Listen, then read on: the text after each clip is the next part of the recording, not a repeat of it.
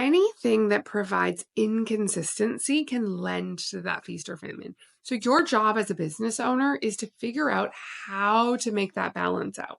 Hello and welcome to the Service-Based Business Society podcast. I am your host, Tiffany-Ann Bottcher.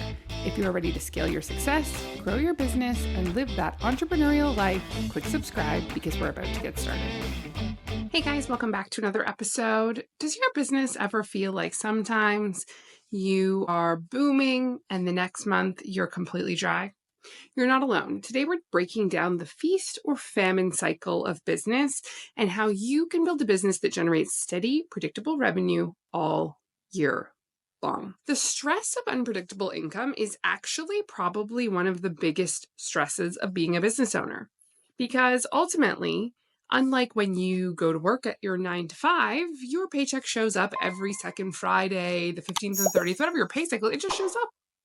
When you have a business, it's really different. Sometimes it's super busy, sometimes it's super quiet. And in today's economic environment, I think money is a stress of every single person's mind. And I'll be honest, you can't live in North America right now and not have a few questions about the certainty of our economic environment. Between the Canadian and US government situation, we're going to call it. You know, whether you are liberal, whether you are Republican, whether you are conservative, whether you are, it doesn't matter. There is uncertainty. And so when we start to look at that and be business owners, we really have to look and say, okay, we have to make the most certain situation out of the most uncertain situation that we probably have lived in our adult lives. I know that we all, any listener here could be of any age, but I'll be honest, in my adult life, this is the most uncertainty that we've ever had. And it really comes back to, I'll share a funny story. When I was growing up, there was someone in my family, and I thought that they made this dish that was absolutely to die for. That's just the way it had always been my whole life. And at one point I remember being a grown-up and having that dish again and being like, that wasn't that great at all. And I said to my mom, did it always taste like that? And she said, yeah. I said, I thought it was really good. She's like, I know you did. It wasn't my mom's cooking, by the way, but it was this perception of, it was kind of this naive blindness of being young. And so as we approach today's environment, part of me wonders if it was always chaotic and crazy and I just was naive and innocent and lived in this state of bliss.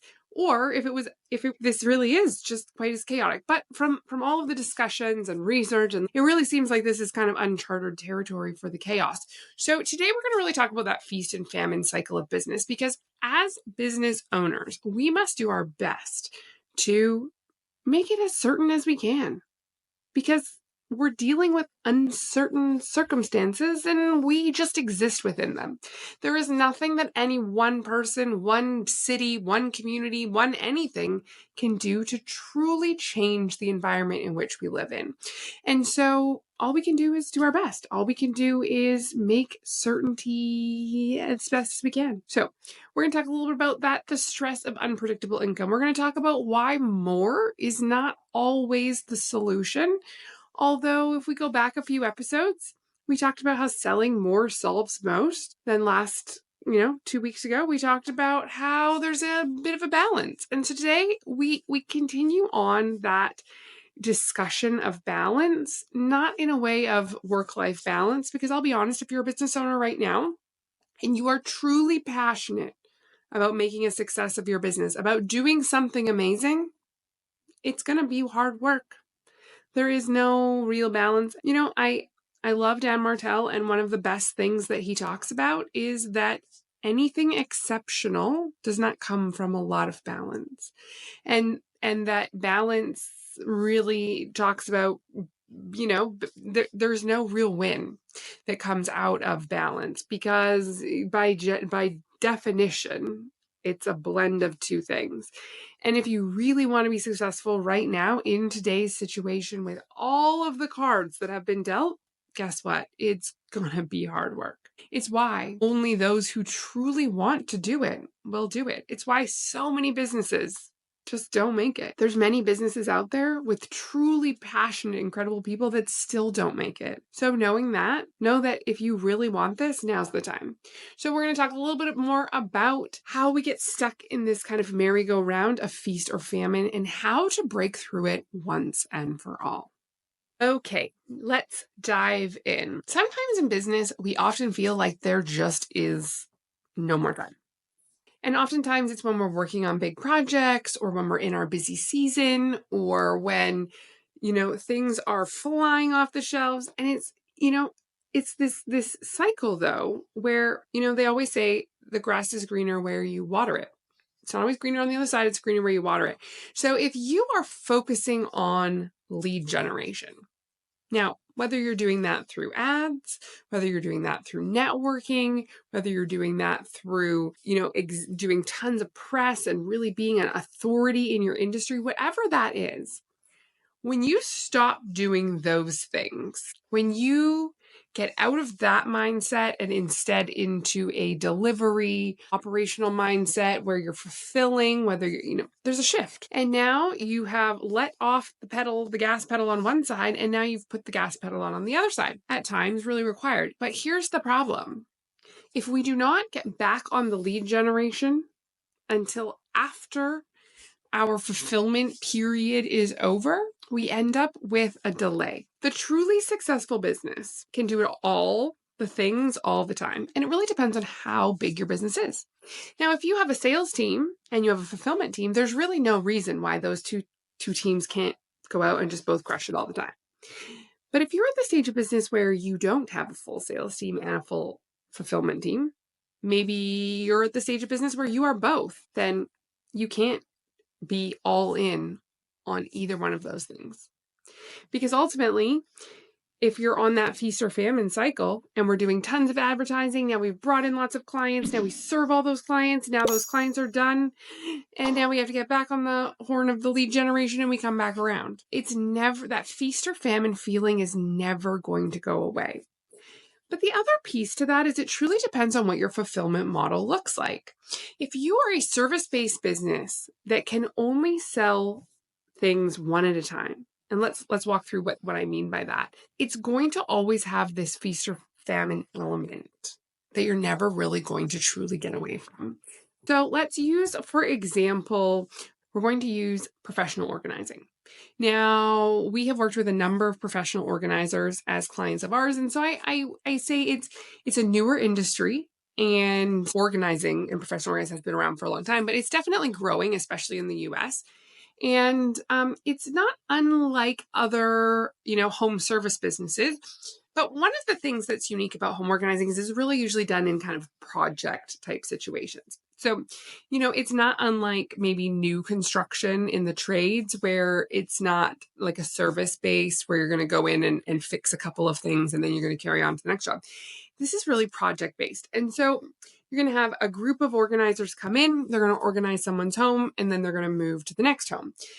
This can really lead to kind of this feast or famine because if you have a set number of days, so maybe you're going to go to Sue's home and it's going to be a 4-day project. So you're going to be there Monday, Tuesday, Wednesday, Thursday.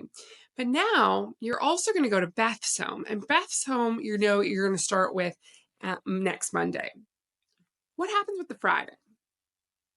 Okay, it is truly hard. Any kind of job that has this scheduling piece that is somewhat unpredictable.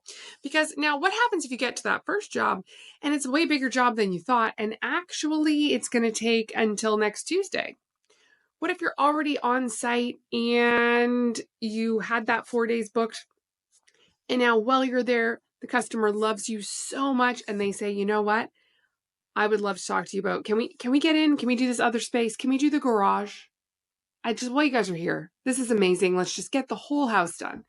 Now you kind of have this balance of like, well, I don't really have time now, but I feel like if we leave, maybe they change their mind. Maybe they don't want to do it anymore. And so any kind of business that has this kind of scheduling component with set durations that can change, where you're scheduling so-and-so back to back with somebody, it's going to be stressful because no matter how amazing that you have this schedule dialed in, at one point you will have the team sitting for a day where the next project has ended or the last project has ended and the next project just hasn't started. And that really lends to that feast or famine where it's either you're going to be super, super busy, or even in periods of super, super busy, you may just have a super quiet day. And it's stressful as a business owner because you're like, hey, I need the team working. I need them to be out generating money. I need them to be, they want to be out generating money. And sometimes it just doesn't work. The schedule just doesn't work. So again, we have to make the most certainty out of an uncertain situation. And so whether that is that scheduling piece we talked about, or whether that is that, initial kind of ebbs and flows of busy season, that can really lend to that feast or famine. But also, depending on how your work is done. If your work is seasonal, then sometimes you have a certain amount of time. We just obviously wrapped up Christmas season, and I think about the people who put all the Christmas lights up. So these are, the companies that come in, they put all the Christmas lights up, then it's Christmas season when all the lights are on and they look beautiful. And then January 1st hits and all the Christmas lights come down. And then it at one point, there's only so much time between perhaps beginning of November and the, little early December where people want their lights up. Now, I know that we've been with the same Christmas light company for many years, and I know that they offer a discount if you would like your lights up early. So basically, you get a little bit of a discount if you book for next year when they're taking the lights down. Now, that's because they actually keep the lights. They take them, they store them, and they bring them back. And so I would say if they know they're going to put your lights back up on your house, they probably store them differently than if they don't. I just, hypothetical guess there. But basically, if you book your next year's service before they start taking the lights down, there's a little bit of a discount there. And then if you book, I think it's prior to November 15th, maybe. Might have been November 1st this year. I feel like it gets earlier and earlier every year. Then there's also a little bit of a discount. Now, the thing about Christmas lights is obviously they can go up on the house and not be turned on. So it doesn't really hurt anyone to have them up early. Just like it doesn't really hurt anyone to have them up late. Unless you leave them on. I'm going to be picky here. And I'm going to let you know. Turn your Christmas lights off, people. We have a neighbor. They still have their Christmas lights on. And in fact, they actually have their Christmas lights on and their regular house lights on, and the colors clash. It's a pet peeve of mine. Anyway, but back to the topic. This just lets you in to know how particular I am about certain things. The thing about that is there's a certain amount of time, there's a certain amount of houses they can fit into that length of time. And so, if that's your business, well, you're probably going to go full out from beginning of November to early December. You're going to go like crazy. Then you're going to have a little bit of time off over December while everyone is enjoying their Christmas lights. And then you have people like me who are like, okay, starting on January 2nd, you can come and take them down now. Because I run my Christmas lights from December 1st to December 26th. That's it. Done. Any other time, they can go up, they can come down, they can do whatever. They stay on the house, but they don't, until they come and pick them up. But I only want them for those specific days. Now, if that's your business, like I said, that's going to be super busy. That is going to be the feast. And if you're a Christmas light company that has no other industry, well, you're going to have famine for a long period of time. So that's a very seasonal based feast or famine. So there's many different ways that we can look at this. Anytime that you can build into your business some kind of recurring revenue model that provides consistency, that provides that recurring revenue. So whether that is a service that you complete monthly that just is on auto bill, whether that's something that you do quarterly, whether it's something that even your clients, even if you don't perform the service every month, perhaps it's something that you can still bill for every month in a way of kind of cash smoothing for the client. Maybe you do it for them 3 times a year, but you offer the payment in 12 monthly installments. That just smooths out the cash flow on both sides. Because what person, doesn't prefer to pay for something just over time, especially if there's no interest incurred or anything like that? It truly does just mean that it just becomes a little more certain. Our goal is always to provide more certainty. If we go back to talking a little bit more about that, we're only selling when we need to, and then we're off the gas pedal. If we talk a little bit about how can we solve that problem? Well, in today's day and age, I feel like you have a wide range of options there that can really, truly help solve this problem. And so, number one, creating a marketing strategy that truly can exist while your business carries on. So, if you're really leaning into being the brand authority, well, there's no reason why you cannot, you know, invest in some kind of PR strategy that just rolls out every month. Okay. So perhaps that's an article that you're going to be publishing in some kind of, relevant industry journal, something, and it just happens every month. Perhaps it's something like a podcast that you do every week, no matter what, and you make the time for the recording. And so your message gets out into the world, whether you're busy with fulfillment or whether you're not. Perhaps they're ads that just run in the background. You get you get your correct ads going, and you just keep a steady amount of, ad spend going all the time. Here's the trick to any of this. You want to still, even if you're not hunting clients, your clients should still be able to book with you so that if they do want to hire you, that they could still have some kind of platform to be able to do that. So, can they still book a call? If your sales piece is to book a call with you on your website, do you still have appointments available? Even if you're, not technically hunting. There's times where we're coasting and there's times where we're hunting for clients. If you have no client and you're, twiddling your thumbs and you're like, my goodness, I need a new client. Well, you're probably hunting. You're doing everything you can to bring in a client. But if you're currently busy, then perhaps you're kind of coasting. You're still available, but you're not desperate. You're not hunting. You're not hungry for sales. Those people should still be able to book with you. You need to build a system into your business that can then bring those clients, help them get to know you. You get to know if they're a fit and decide. So great options in today's day and age. Well, we have all sorts of different options for AI chatbots. We have AI voice bots. Perhaps you have someone that can answer whether it's some kind of reception role that can answer basic questions. Maybe you need to look at someone who does sales calls for your business 1 or 2 days a week. At the end of the day, it's however you're going to build some kind of consistent ability for your business to still bring in new leads. Ultimately, the very best business would be one that can keep growing consistently and just bring in new people and just keep going like a well-oiled machine. None of these huge ebbs and flows, none of these big, feast or famine moments. You should never truly wonder, where is your next sale coming from? And I'll be honest, at the beginning of your business, everybody wonders, when is their next sale coming? That's common. But as you grow your business, as it becomes bigger, as it becomes more consistent, more certain, that really should streamline out. I can tell you, Amazon does not wonder when their next sale is coming in. That's not something that they wonder.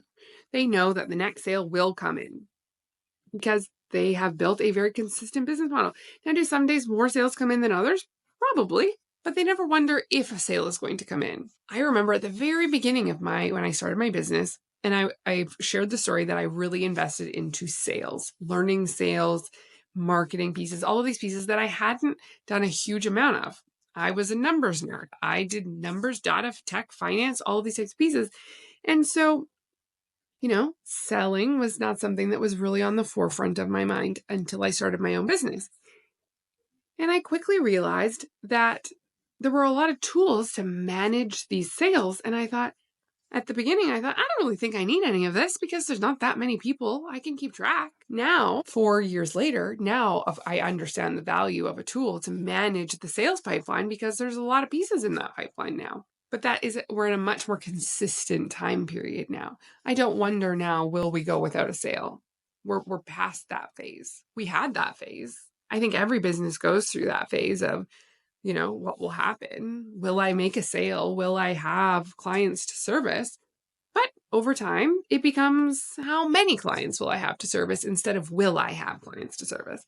And so, the sooner we can get from will I have a customer to service to, how many clients will I have to service, then to, how many new clients, how many people do I need to hire and train to service more clients as they're coming in? It's all part of that journey. We've talked so often on the podcast about how there's different phases of the journey. So if you are in that phase where you're like, I have no idea where my next customer is coming from, that is such a key focus for you right now, because ultimately, until your business is consistent, while it's just up and down and all over the place, That is very stressful for a business owner. So, I lived the uncertainty. Now, when I left my previous role, I had been a business partner there. And so when I left, I was bought out. I negotiated by my own choosing. I decided it was time for me to go. I wanted to start my current business. And so I negotiated a buyout from my previous business partners and left. So as much as my business getting started did have a lot of uncertainty, when I got bought out, that got paid out over a set length of time. So no matter what happened with my business, I was actually still being paid from my previous business opportunity. And so that really was quite certain. But when I tell you, I remember the countdown to when that pay was going to end, there was stress because I left a very well-paid position. When I made the decision to leave my previous career, I got bought out. I mean, I made great money being bought out, but I also made great money before I left. And so my lifestyle, mortgage, kids, all of these types of things was all built around earning a certain amount. We've talked about it on the podcast previously. Your lifestyle, your business, your earnings, whatever provides a lifestyle. Money does not buy happiness, but money buys a lifestyle, and you either enjoy that lifestyle or you don't. And so, you build your life to what you can afford. Well, we had a life. And so when I decided, nope, I'm going to leave that behind and I'm going to start something new, for the 2 years that I got paid out for, that was pretty certain. But I remember about 6 months out being like, I only have 6 months left of that. And for the first year of my business, I didn't really take any money out of my business. I poured it back in to grow and to invest and to do more things and grow and grow and grow. And I knew that the time would come where I wouldn't have that opportunity anymore. I wouldn't have the ability to do that my business would have to pay for my lifestyle. And so as soon as possible, I needed that business to be consistent so that my business could pay me consistently. And so, it took longer than I wanted it to. And I mean, we always want our businesses to pay us more money, and we always want our businesses to be bigger, but it was less about being bigger and more about being consistent. I needed to know and build a business that was going to be consistent to provide me consistent income, because things like your mortgage comes out consistently. There's no, reprieve from things like that just because your business is a little bit inconsistent. So, what are the ways that we can really, lean into building that consistency? Well, any kind of recurring service is going to be more consistent than needing to get a new client all the time. So whether that is something that you sell that they're going to buy frequently, or whether that is something that you are providing a service that you do monthly. So things like, on our bookkeeping tax firm side, well, bookkeeping is a monthly service typically. We do offer things quarterly, we offer things annually, but the bulk of our service is monthly. So when that client comes in, they are with us there, indefinitely. That is consistent. Tax season is not really consistent. This is more of a blitz income. So, we're coming up into tax season, and so we have specific revenue targets. But the people that we serve in that tax season is not that different to the people in the Christmas light business. It's really just a season, and then you come around. If we were just a tax business, we would have to do so much tax in order to basically have 10 months of the year that we didn't really do anything. It's one of the reasons why when people talk to me about H&R Block, obviously, as we're a Canadian tax provider, so H&R Block would be a competitor of ours. And people say H&R Block is very expensive. And I say, yes, but look at the H&R Block model. I walked past H&R Block just this weekend, actually. I was on my way to grab a coffee and walked past an H&R Block, and there's tax season is just starting, and the sign in the window says this location is not yet open for tax season. You can visit us at one of our other locations. They are paying for that commercial unit 12 months out of the year, but ultimately using it for about 10 months out of the year. So H&R Block is using their unit about 2 months out of the year and paying for it 12 months out of the year. Well, they have to build that other 10 months that they pay the rent. They have to build that into the pricing. They have to do so much tax in 2 months at such a good earning that they can pay the rent on that space the other 10 months of the year. The Christmas light company that we were talking about, well, they don't just do Christmas lights. They do house washing in the spring. Same company, they do wash the gutters, they wash the outside of the house, they pressure wash the driveways, that kind of thing. Okay, well, there's one thing, that kind of pulls into summer as well. In the fall, they do other house maintenance type things for the fall. It's they have broken their business into specific seasons. It's the landscaping companies that also do the salting and snow plowing in the winter. Well, because there's not a whole lot of lawn mowing to do, not in our area anyway. I mean, I guess if you live in Arizona, then there's probably lawn mowing in December, but here there isn't. It's snow, or it's ice, and so those companies, though, when do they feel their famine? Well, they feel it when the weather doesn't cooperate and there is no ice or snow. It's very temperate. The weather is fine. It's the same thing as there's certain businesses that are built on some kind of, bad situation or good situation happening that don't happen as often. Anything that provides inconsistency can lend to that feast or famine. So your job as a business owner is to figure out how to make that balance out. If you look at the veterinary model, well, why do people now say it's so expensive to take your dog to the vet? Oh, because I went in there because he had a cut on his leg and they were, oh, well, we need this and we need that and this maintenance. And that means, of course, because if all the vets were doing is treating just the cut on the leg, it's not very consistent. But if they offer services, our vet, you can get your dog's nails trimmed. Every time we go in there, we can, add on the nail trim. They do a brilliant job. I don't like trimming the dog's nails. I'm not very good at it. It makes me nervous. Every time I think this is great. This is great. It's just providing that consistent service. Whether the dog gets hurt, whether the dog doesn't get hurt, he still needs his nails trimmed. That just happens all the time. So you want to decide what element you can add to your business to add consistency, to add recurring. We were talking a little bit about professional organizers earlier. Well, is there a way to not just do that as a project? Is there a way to add some kind of recurring service to that? It doesn't matter what industry you're in. If you have to get a new client every time, if you are a one and done service, that can be really challenging because you have to do more advertising. You want to provide that consistency. You want to reduce the famine by just spreading the feast around. It's always nice to have that kind of project. You start, you complete, and you finish, and it feels good. If you're a person, much like myself, that loves to check things off a list, if that makes you feel good, it's nice to have things start and finish. But ultimately, your business is a journey, and there isn't really a start and finish. So you have to find that appeal in the journey. You have to find that appeal as things just carry on. Yes, projects start and projects end, and new projects start and new projects end, but you want to make sure that there's a blend and a crossover enough that you don't always have gaps in between. I can tell you that on our bookkeeping side, that the time that it takes a client to get onboarded can be very inconsistent. So although we may sign a new client, although they may pay the deposit.